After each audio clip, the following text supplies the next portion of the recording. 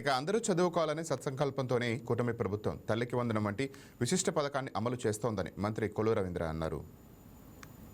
కృష్ణా జిల్లా మచిలీపట్నం తల్లికి వందనం లబ్ధిదారులైన సలీం షాజానా దంపతులను మంత్రి కలిశారు. వారి 5గురు పిల్లలకు తల్లికి వందనం ద్వారా ఒక్కొక్కరికి 13,000 రూపాయల చొప్పున 65,000 రూపాయలు తన ఖాతాలో జమయ్యాయని సంతోషం వ్యక్తం చేశారు. గత ప్రభుత్వంలో ఈ పథకం అందరికీ అందలేదని, అందుకే మంత్రి నారా లోకేష్ పెద్ద మనసుతో ఇంట్లో ఎంతమంది పిల్లలుంటే అంతమందికి తల్లికి వందనం అమలు చేస్తున్నారని కొల్లు రవీంద్ర వివరించారు.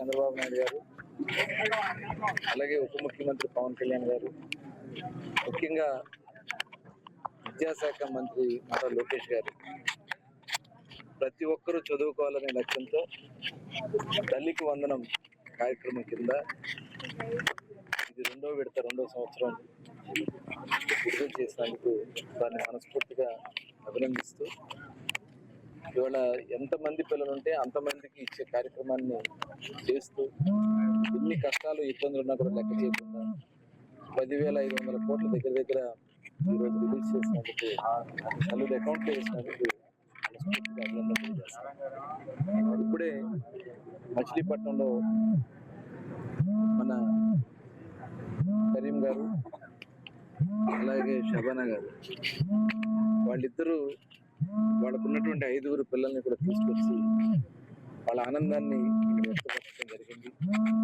ధన్యవాదాలు చెప్పడం జరిగింది. అంటే 5గురు పిల్లలు ఉన్నా కూడా 5గురికి 65,000 రూపాయలు అకౌంట్లో పడినాయి అని చెప్పి ఫోన్లో కూడా వాళ్ళు చూపించారంటే ఈ ఎంత చిత్తశుద్ధి కలిగిన ప్రభుత్వం దానికి ఇదో ఒక నిదర్శనం. నిజంగా అతను కేవలం మటన్ షాప్, గత ప్రభుత్వంలో అయితే ఒక్కడికే ఇచ్చారు. అతనికి ఉన్నటువంటి ఆదాయంతో మరి అందరిని చదివించే పరిస్థితి ఉండేది కాదు.